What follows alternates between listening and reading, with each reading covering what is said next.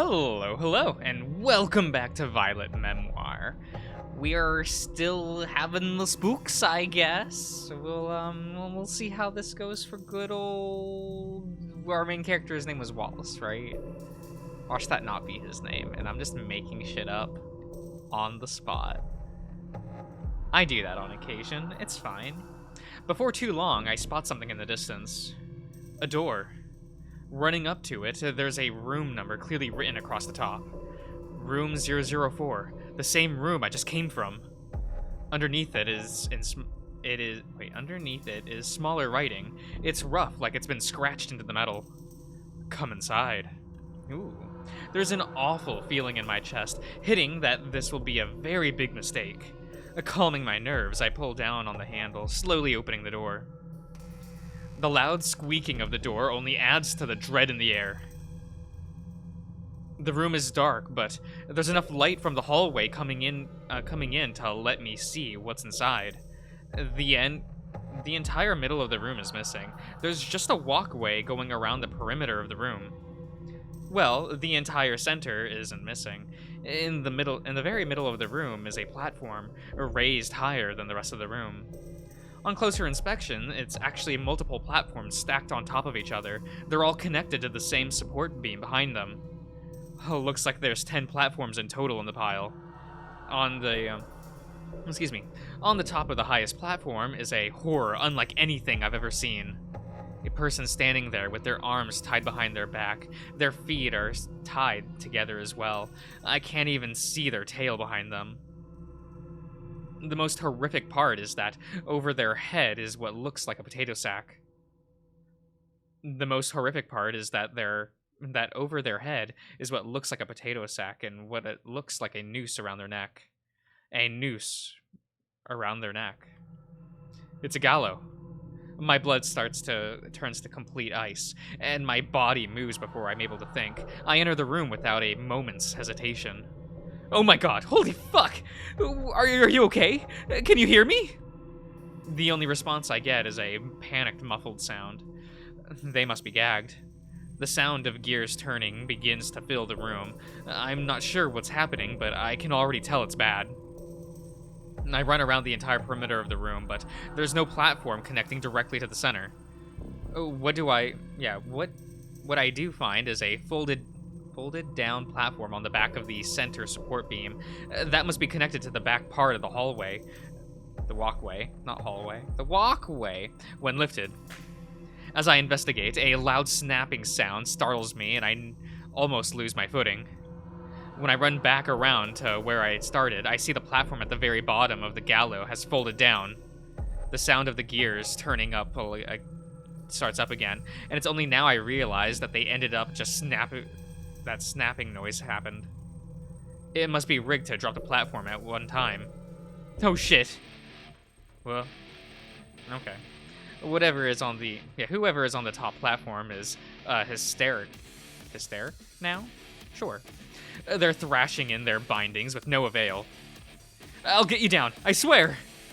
Now that I take my focus away from the center, I notice something on the ground at the edge of the walkway in front of the door. It's a little box with a keyhole and some writing around the top. Emergency stop. Can you save them, Wallace? Ooh, okay. I sense a sense of dread fills my chest. I have to ignore it for now, even if it is talking to me directly. This must be a way to stop the platform from falling. It has to be. But the key isn't anywhere around here. Where the fuck is it? That awful snapping sound happens again, and I see another platform is dropped. There's only eight left. It seems one drops every minute, if I had to guess. Checking the rest of the room, there doesn't seem to be any key or anything that can even contain one. It's just an empty room. Quickly, I rush out of the room and run further down the hall. I'm hyperventilating on the lookout for anything out of place. Something that might be a key or contain one. Anything. The sound of the platform snapping again makes me run as fast as I can, almost tripping as I bolt down the hallway. My legs begin to burn again, but I ignore them. I feel like I've run more today than I have run my entire life. My heart has never pumped this hard or fast before. I'm about to lose all hope when I see something in the distance. It's another door. Almost slamming into it, I grab the door handle and yank it open. As it opens, I catch a glimpse of the plaque across the top. Maintenance closet. There is also some smaller writing below it. It's another awful message directed at me. Will you let him die, Wally? Rushing into the door frame, I'm greeted by a relieving sight? A key. It's slitted at the top on the table near the far wall. I'm about to step inside when I register the rest of the room. It's completely floorless, save for a small section where the table sits, and one long plank that connects that to the door. The plank looks to be in bad shape. It's decaying and about to completely fall apart. I wouldn't be surprised if it broke any second on its own, let alone if I walked on it. The length of the room is longer than my dorm's bedroom. But I can't just leave them to hang. I've got to save them. I need to save them. I don't have time to think this out. No matter what, I refuse to be too slow. How should I approach this? I mean, you know, it's a challenge, right? Whatever. I can't afford to waste time. If I go slow, I might make it across safely, but that might take too long. That person will get... No, I refuse to let that happen. I won't let that happen. With a final reassuring breath, I basically skip onto the platform.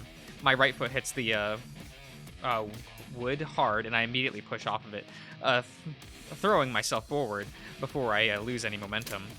As my right foot lifts, a cracking sound rings throughout the room. I don't have time to look back, and I just force myself across the rest of the way. The tension in the air is stronger than anything else. I swear I can hear the blood rushing in my ear. After I take another launching step, my knee almost buckles under me. Jesus, my legs are absolutely burning. I don't think about it, how much I ran. I don't think they'll collapse. The impact just caught me off guard. With my long leaps, 3 steps already takes me halfway. I almost lose my balance, but I manage to throw myself forward enough to take the final step before falling. Crashing onto the platform, I land awkwardly on my side. Fear of breaking something surges through me, just like the pain. I turn on my back, testing my arms' movement around, and flex my fingers. It seems everything is intact despite the pain. Lying there for several seconds, I'm forced back to reality by an echoing, snapping sound from down the hall. Shit. The thrill of walking this wooden tightrope had made me completely forgot why I was doing this in the first place. My heart was throbbing in my ears the entire run across. I don't know how many I missed. Grabbing the key, I don't even bother to look at it as I shove it into my shirt pocket. Looking back at the plank, I see the source of the cracking noise from earlier. Near the end of the door, a long stride away from it, there's a horizontal split across the wood that it's dented down slightly. That's going to be a problem. I don't have time to think about it as I force myself to take the first step back. As my foot hits the plank again, it slips, and I'm forced to slam my hand down on the wood to stop myself from falling. I didn't realize how slippery this was. I'm worried I might have doomed myself with that crash, but it only caused the entire plank to bend downward more. There's still a terrifying sight, though. Not wanting to keep my weight on it any longer, I force myself to stand up and take another step.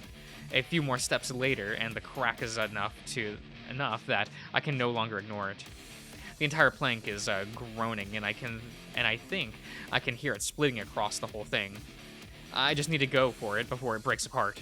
Thrusting all of my momentum forward, I take a step just past the crank and throw my body forward. Moments after my foot touches the wood, the crank breaks apart, causing the entire plank and myself to drop. As I'm falling, I reach for what I can in front of me. I'm trying to grasp anything I can to get my arms on. Slow, agonizing seconds slowly pass until I feel the bottom of the doorway slam into my stomach. I wheeze loudly, but manage to throw one of my hands through to grab the side of the doorframe. I'm grateful for how thin I am, as I'm able to slowly pull myself up, my entire body wiggling like a worm to make some ground. After a minute of painful crawling, I'm able to hoist up the rest of my body through the door. I'm coughing loudly, and I'm worried I might have broken a rib, but it doesn't feel like I've caused any significant damage. Just a dull ache. I hope that's just the adrenaline. I hope that. Wait, I hope that's not just the adrenaline. Yep. It takes a couple of attempts before I'm able to stand, my legs trembling but holding strong. A little surge of panic fills me as I check my pockets. The key is still there, a little blessing. The snapping sound echoes down the hall. The hall forces me back into the top gear as I bolt down the hall again. I'm sprinting at full speed down this empty hallway, on the lookout for the door to the gallows. Was it this long before?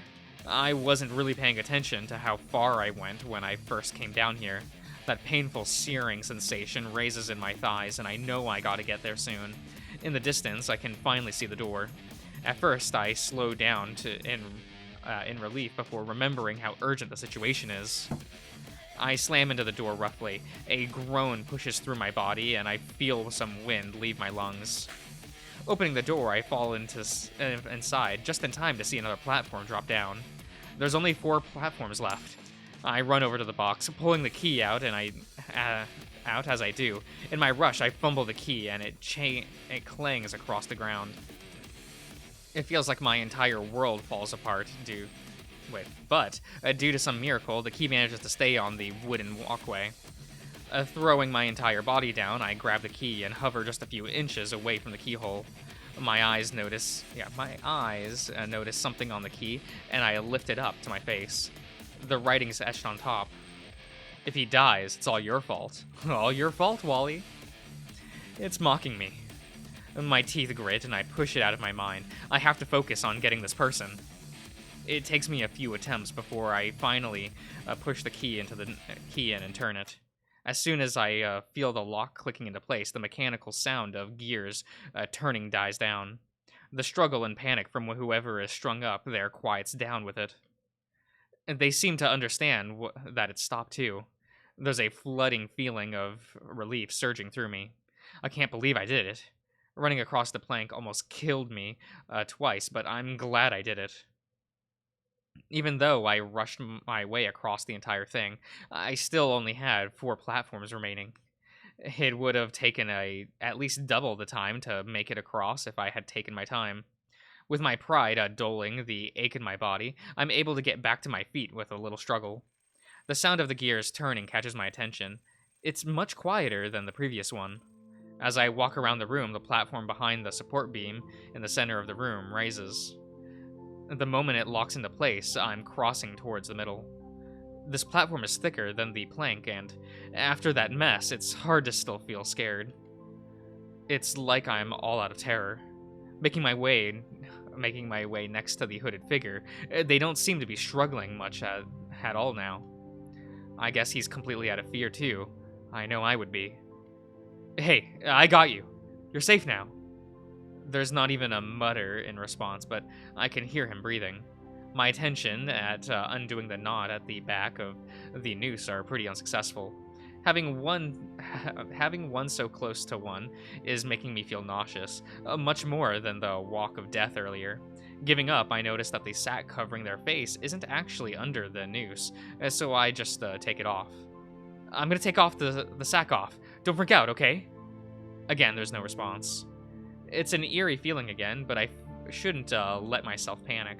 That'll only cause things to get much worse. I pull off the sack, and I'm met with a sight that shatters me. It's an otter, and not just any otter. It's the familiar otter I've become close friends with over the last few days. Except there's something wrong with him. His entire body is rotting and decomposing. Most of his fur is missing, and the skin underneath is a light blue color. He's still got the massive grin on his face, but it's lacking that sincere look in his eyes. In fact, his eyes look completely dead. The smile doesn't reach them. I can't dwell on that as a sound more awful, than anything else occurs. Well, it's that familiar snapping sound. Just like that, there's nothing under me any longer. The last remaining platform drops down. There's not a moment to think, and I grab onto the otter's tails tightly.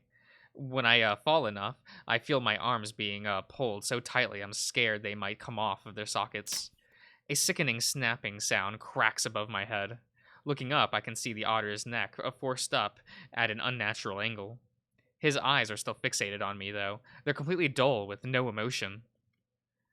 That smile never leaves his face, making him look like some kind of demented psychopath. If that wasn't enough, though, his entire body starts rapidly rotting. Before I can even make a sound, his entire fur and skin are gone. Even less time passes before it's just bones. His hollow, empty eye sockets are staring deep into me, and in that final moment, I know this is truly hell. The bones in all his clothes disintegrates into dust, and I'm falling. I'm not able to make any sounds. Shock has completely crippled my body. Before long, I'm completely surrounded by the darkness, falling eternally into the empty void. I'm sorry. I made it in time, but it still wasn't enough. My body jolts and my muscles tighten as I spring up, barely managing to stop myself from shouting out in panic. Light bursts in front of me.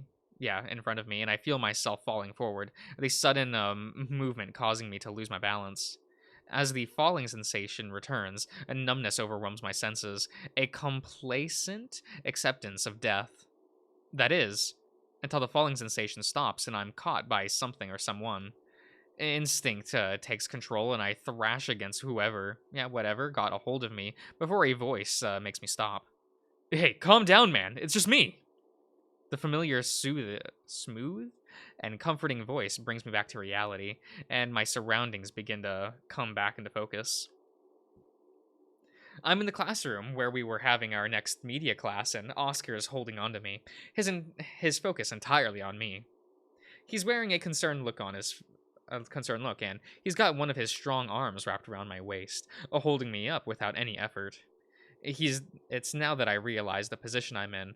I'm completely slid off my chair in my panic, and he's caught me before I hit the ground. The surrealness of the situation fades away, and I notice just how heavy I'm breathing. God, it's like I'm hyperventilating. Hey, it's okay. It's just a bad dream. You're fine. Oscar's voice is soft and gentle, like he's talking to a child. Even though it's embarrassing, it's also very comforting. What ruins that comfort is the rest of the classroom. Lele is standing and looking like he's ready to come rushing to my side. Lucas and Lily look like they're both frozen in shock, staring at me. The rest of the class is staring at me as well. A sickly anxiousness fills my head, and my stomach is overwhelmed by a nauseous sensation. Finally able to muster the strength to move, I put my feet down and some of my weight on them. They're shaking slightly, but seem stable enough. The thick arm around me is still holding me close, but loose enough for me to pull myself out of his grip. Standing up, I snatch my laptop bag and rush to the exit. The bouncing motion of running gives me a sense of dizziness, but I force myself to push my way through the door. The corridor outside the room is cold and fills me with dread. It's just a normal hallway, unlike the more rotting, discreption. What is this word? What is this word? Decrepit? Decrepit.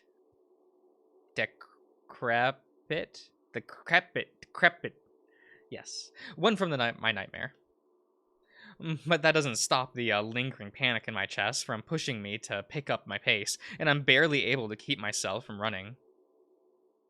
The stairwell itself feels different now. Would you trust this stairwell? This is where things went wrong before, right? I feel like I wouldn't trust this stairwell anymore. That's just me. Anyway, I think this is a decent spot to end the part, so I will do that. So I'll see you around, everyone.